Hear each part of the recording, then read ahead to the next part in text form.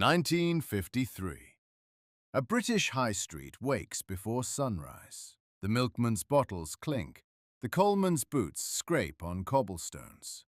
The lamplighter makes his final round. These were the people who held the country together. They had no job titles printed on business cards, no pensions worth mentioning.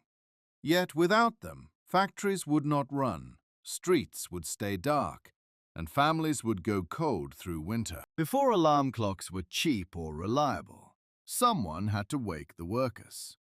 In industrial Britain, that someone was the knocker-upper, an elderly woman with a bamboo pole, tapping on bedroom windows at 4 in the morning. Customers chalked their wake-up time on a slate by the front door.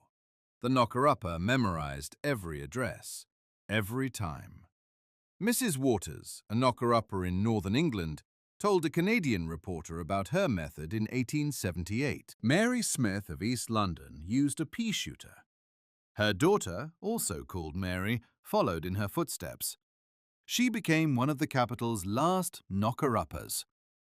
The trade died out in most places by the 1940s and 50s. Mrs. Bowers of Greenfield Terrace, Sacriston, County Durham. She rose at 1 in the morning. Every morning. With her dog Jack beside her, she woke the miners on the early shift. She began during the First World War. Caroline Jane Cousins.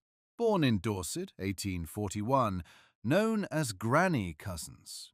She was Poole's last knocker-upper. Each morning she woke the brewery workers. She finally retired in 1918. She was 77 years old. Yet, in pockets of industrial England, the knocker-upper survived into the early 1970s. The final one is thought to have retired in 1973. In Bolton, Lancashire, the alarm clock had won. But it took over a century. Now picture the lamplighter. Every evening across Britain, men with long poles walked their routes. They lit gas street lamps one by one. The Gaslight and Coke Company was incorporated in 1812. The age of gas illumination had begun. In Scotland, they called them leeries. Respected men, trusted men. They made the city streets safer, brighter. The invention of the gas mantle in the late 1800s extended the life of gas lighting by as much as 50 years. 1st of September, 1971. The sole remaining gas street lamp in Glasgow was lit for the last time. It signaled the end of the leeries. One by one, on their nightly rounds, then silence. After the Second World War, the decision was made. Gas lighting would end. Electricity was advancing. Widespread bomb damage had destroyed thousands of gas lamps. By 1968, the transition was officially complete across most of Britain. No one could fail to recognize the coalman, even without the sack on his back. He was black. Not by race, just black. Black all over. His skin, his clothes, his hair.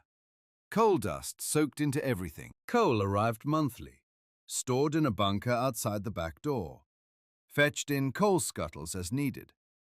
The living room fire roared. The rest of the house stayed 10 degrees colder. That was normal.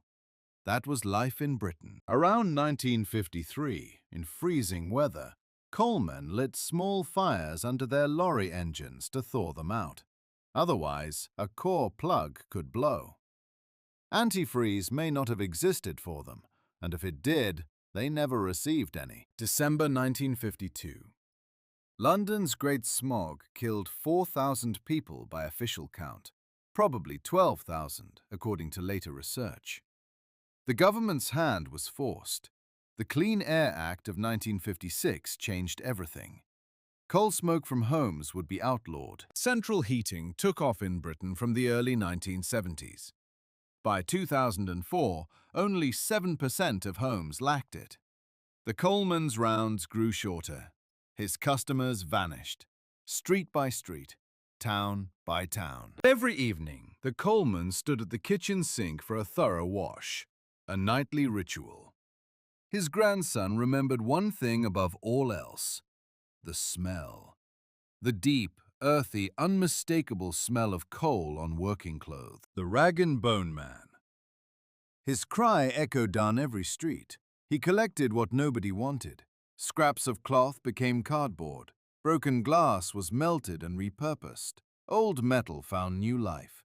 He was recycling before the word existed. The horse was his competitive edge. In tight terrace streets and narrow back alleys, a motor van was useless. But maintaining the horse cost money. Up to half his weekly takings went on feed, stabling, and the farrier. By the late 1960s, the scrap man in a Ford Transit appeared.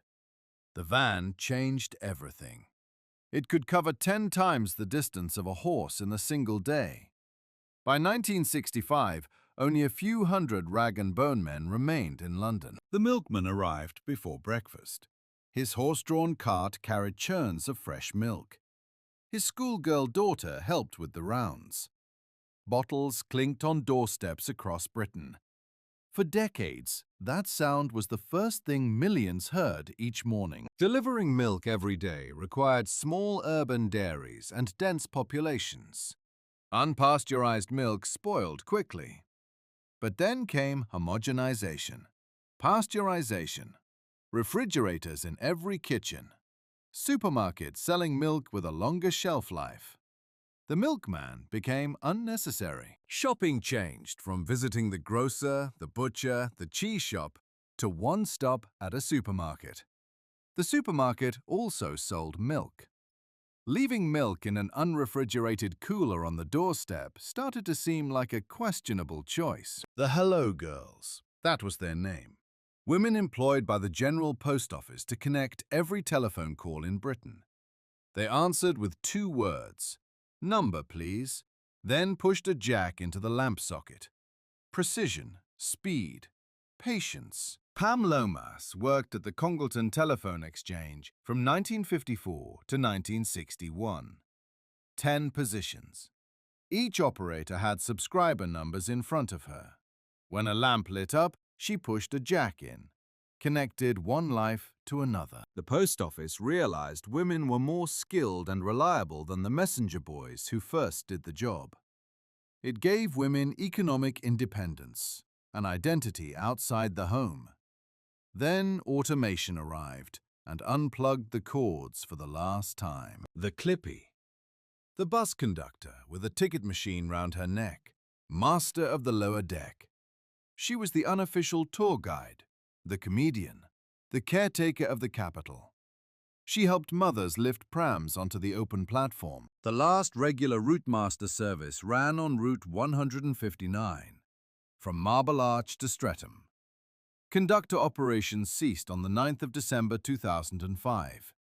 A deeply human environment replaced by screens and card readers. 4th floor, haberdashery and Manchester. The lift attendant announced each floor by memory. Department stores combined the role of operator with greeter and tour guide. Selfridges on Oxford Street had uniformed lift girls from the 1920s onward. Manual lifts required a good sense of timing. The operator controlled speed with a large lever. Stopping level with each floor demanded real skill.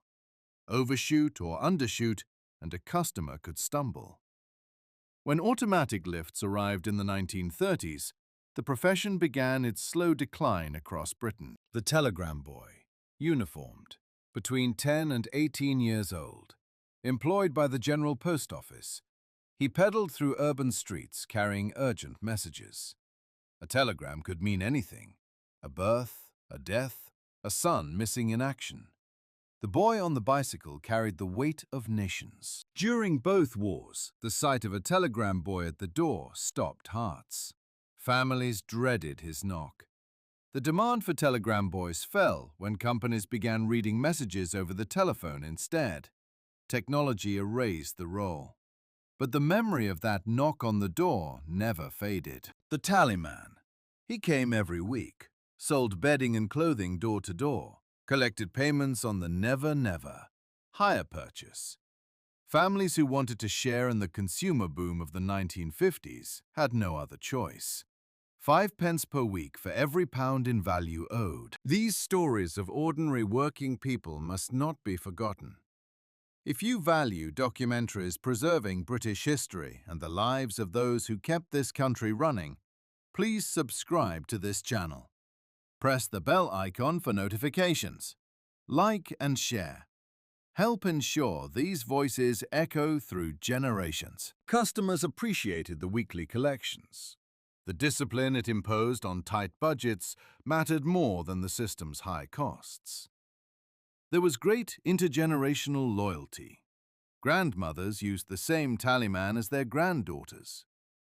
But in the 1960s, the cream of his customers began switching to cheaper forms of credit. Every high street had a cobbler. He sat in a small workshop that smelled of leather and glue. Shoes were expensive. You repaired them, again and again. A sole replacement, a heel repair. The cobbler kept Britain walking. His hands knew every stitch by feel alone. From the 1990s, the market flooded with cheap imported shoes. Shoes you could buy for less than the cost of repairing old ones. The cobbler moved from the high street into shopping centres, quick-turn services, keys, watches. Shoes became an afterthought. The craft faded quietly. The climbing boys, some barely more than toddlers. Many had no real choice. They crawled through flues only inches wide, pushing themselves up with knees and elbows. People called it buffing it. It spread widely, and society accepted it for an unforgivably long time. Decades of campaigning fell on deaf ears. The 1840 Act made it illegal for anyone under 21 to climb. It was widely ignored. It took until the Act of 1875 to truly end the practice. Countless lives had already been lost or ruined by then. Before gaslighting, there were link boys, children who carried flaming torches through London's dark streets. The fee was a quarter of a penny. Many houses in Britain still have link extinguishers on their exterior walls. They look like oversized candle snuffers, relics of a forgotten trade. Before buses dominated, tram conductors in the 1940s and 50s had excellent jobs. City transport departments offered solid wages. The partnership between driver and conductor lasted years. Social facilities were first-rate. Then cities replaced trams with buses in the 50s and 60s. Thousands of tram jobs vanished overnight. The vacuum salesman at your door, the Avon lady, the bread man, the ice cream man with his van. In the 1950s and 60s, your front door was a marketplace. Salesmen brought the world to your living room. No catalogue was needed when the catalogue walked in. The linotype operator. He sat in loud composing rooms for long hours. Hot metal type. The smell of lead and ink. Newspapers depended on his speed and accuracy. The machines were used from the 19th century until the 1980s. Then computers rendered them obsolete. The composing rooms fell silent. The leech collector. Usually a woman. She waded into marshy ponds with bare legs. The leeches attached themselves to her skin. She collected them for doctors who used them in medical treatment. It was dangerous work. The bites became infected.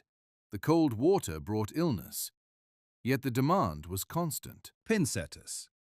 Mostly young lads working in bowling alleys. They reset the pins and retrieved the balls by hand. Every frame, every game, every night. The invention of mechanical pin setters in the 1940s ended the profession almost overnight. The boys found the pins had been knocked down on them, too. They did not disappear in a single moment. There was no announcement, no farewell. The knocker-upper tapped her last window. The coalman carried his last sack. The clippie punched her last ticket. One by one, these people simply stopped being needed, and the streets grew quieter. Industrial shifts, technology, changing values. These forces did not just transform work, they erased entire professions. But every vanished job leaves behind a person who once did it. Someone who woke at 1 in the morning. Someone who knew every door on the street.